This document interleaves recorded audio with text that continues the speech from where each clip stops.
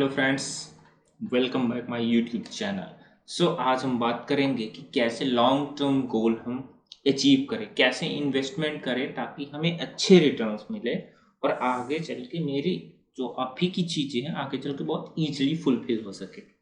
तो इसके लिए बहुत ही मज़ेदार वीडियो लेके आया हूँ, लेकिन आपको एंड तक देखना पड़ेगा और अच्छे से समझना पड़ेगा। आप स्किप कर देंगे वीडियो तो समझ नहीं पाएंगे एक्चुअली। और ये जो स्ट्रैटेजी लेके आया हूँ कोई लेके नहीं आएगा, और अगर कोई लेके भी आएगा तो इतने अच्छे से समझा नहीं पाएगा। इसलिए मैं आपको बताने जा रहा हूँ जो चीज़, उसको अच्छे से समझना है आपको बेसिकली। ठीक है, तो चलते हैं। आपको सीधे मैं मुद्दे पे लेके चलता हूँ कि इन्वेस्टमेंट क्या है एक्चुअली, किस इन्वेस्टमेंट के बारे में बात कर रहा हूँ। सपोज मैं बात कर रहा हूँ, सपोज स्टॉक मार्केट है, लोग डेली ट्रेड करते हैं। तो उसमें क्या होता है कि डेली आप ट्रेड करते हैं, आप खरीदते हैं, परचेज करते हैं। रिस्क जितना बड़ा रहता है उतना बड़ा आपका रिवॉर्ड भी रहता है। आप स्टॉप लॉसेस लगाते, स्टॉप लॉसेस हिट होते हैं, टारगेट लगाते, टारगेट हिट होते हैं। लेकिन इस केस में क्या है, आपका डेली ट्रेडिंग नहीं है। आपको लॉन्ग टर्म के लिए एक गोल बना के रखना पड़ेगा जिसको आप अचीव कर पाएंगे। ठीक है, उसके लिए अभी आप कैलकुलेट कर सकते हैं इजीली, बहुत ही इजीली तरीके से कि कैसे इस चीज़ को अचीव करेंगे, कैसे हम अपनी स्ट्रैटेजी बनाएंगे, कैसे हम स्टॉक्स देखेंगे। और एक्चुअली क्या हमें स्टॉक्स में लगाने से बेनिफिट है, कहीं और ऐसी चीज़ें भी हैं जहाँ पे हम लगा सकते हैं। ठीक है, तो शुरू करते हैं। अगर आप चैनल पे नए हो तो प्लीज़ सब्सक्राइब करिए और वीडियो को शेयर करिए अगर अच्छा लगे तो, ताकि और लोगों को भी समझ में आए। क्योंकि अगर ये टाइम चला गया तो फिर कभी लौट के नहीं आएगा टाइम। ठीक है, और आज से ही ये चीज़ आप सोच लीजिए कि आज से ही आपको इन्वेस्टमेंट करना है। ठीक है, तो आपने सुना होगा म्यूचुअल फंड के बारे में। ठीक है, तो आप बताएंगे म्यूचुअल फंड्स। अब ये मैं सोचना आपकी म्यूचुअल फंड्स के बारे में बता रहे हैं तो ठीक है, ये तो म्यूचुअल फंड्स मुझे पता ही है और फिर वीडियो आपने स्किप कर दी। नहीं, जब आप वीडियो पूरा देखेंगे तभी समझ में आएगा कि म्यूचुअल फंड जो पैसे मिलते हैं इससे, या फिर जो रिस्क रहता है क्या रहता है, आखिर लॉन्ग टर्म में क्या चीज़ें बेनिफिट मिलेंगी। ठीक है, तो उसके लिए आप देखिए, जैसे यहाँ पे ढेर सारे बहुत यूटीआई है, ICICI प्रूडेंशियल है, कोटक है, ढेर सारों आपको मिल जाएंगे यहाँ पे, स्टॉक्स मिल जाएंगे। ठीक है, और ये म्यूचुअल फंड्स भी इनके बहुत सारे हैं। तो जैसे मोतीलाल ओसवाल हो गया, इनका निफ्टी 50 इंडेक्स है। ठीक है, तो मैं बात कर रहा हूँ SIP म्यूचुअल फंड्स।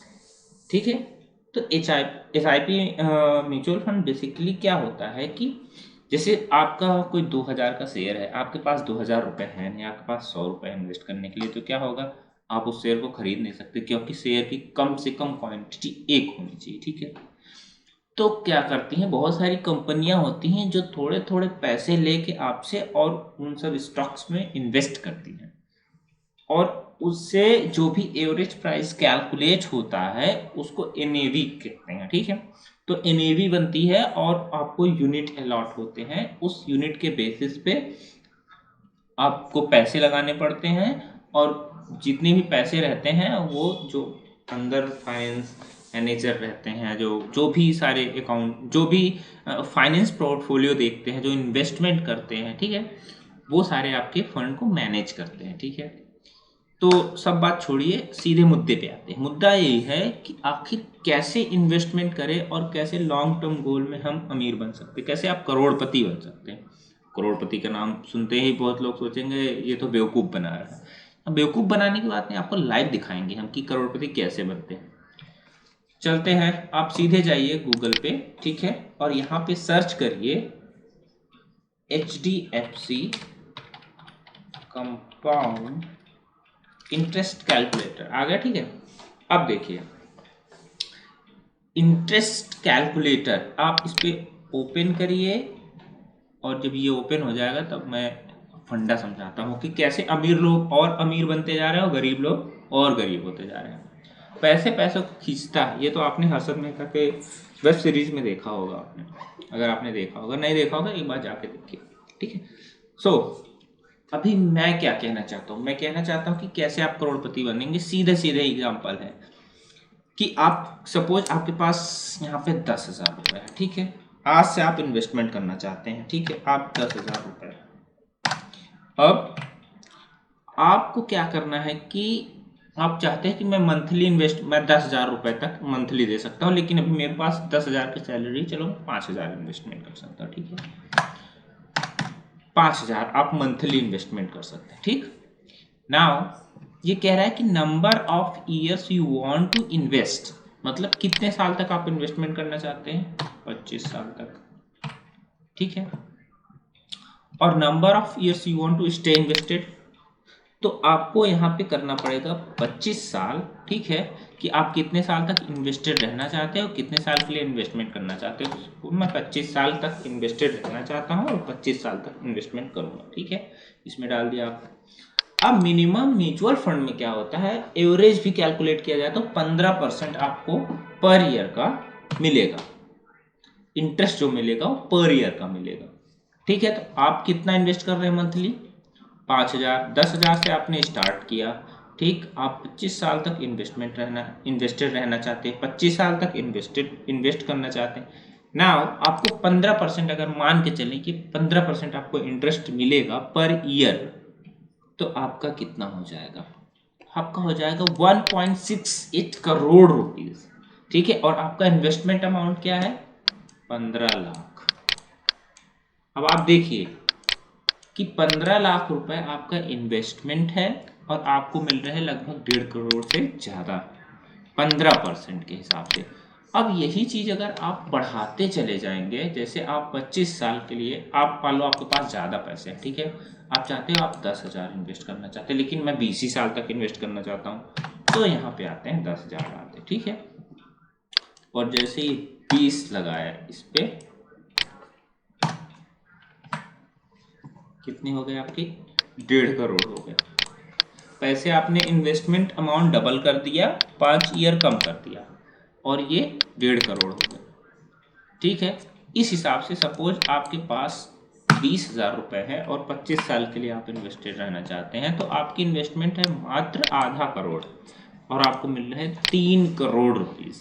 3 करोड़ कुछ होता है। अब 20 साल, आप मान लीजिए 10 साल के लिए इन्वेस्ट करते हैं, ठीक है, तो आपको मिलते 24 लाख आप इन्वेस्टमेंट करेंगे और आपको 56 लाख मिलेंगे सिर्फ 10 साल में, मीन्स लगभग डबल। तो ये है करोड़पति बनने का बहुत अच्छा तरीका। अब ये करता कैसे है काम, करता ऐसे है, आपको चलो एक्सेल में समझाते हैं,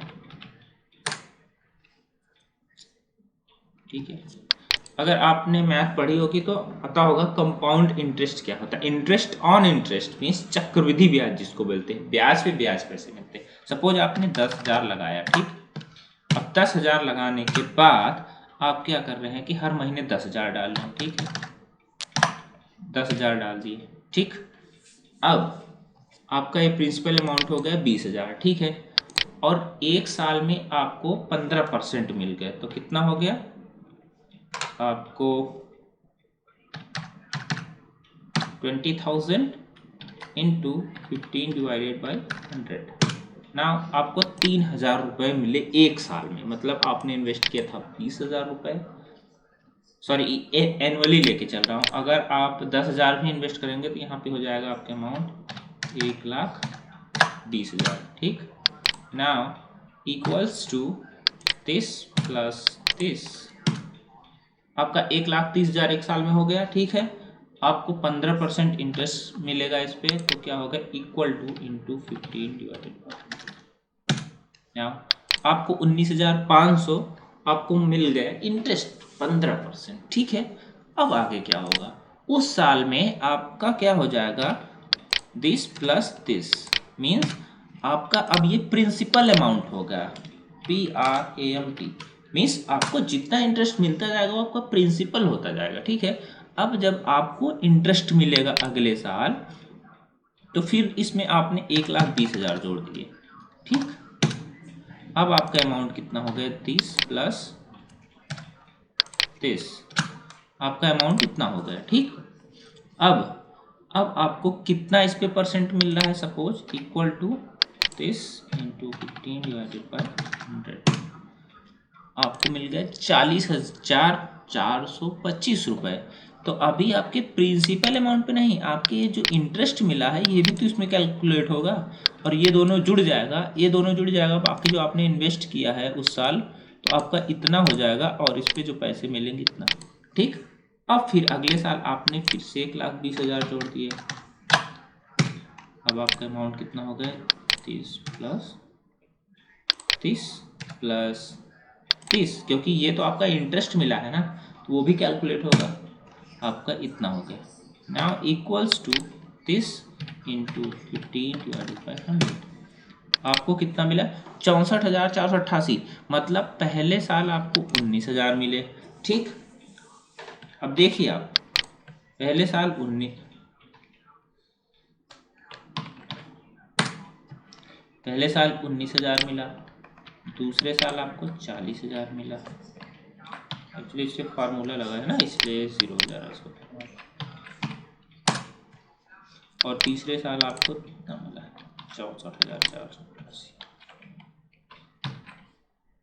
कंट्रोल ऑल्ट वी करेंगे वैल्यूज पे तो आ जाएगा इसे। ठीक है, अब देखिए पहले साल 19,500 मिला, दूसरे साल क्या हो गया, 30 माइनस 30,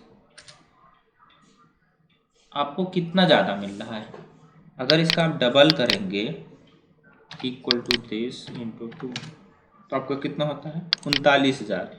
ठीक, अब equal to this minus this minus this, 1,425 रुपये उस साल आपको ज़्यादा मिले। ठीक है, अब देखिए, अब तिकड़मबाजी देख रहे हैं आप यहाँ पे।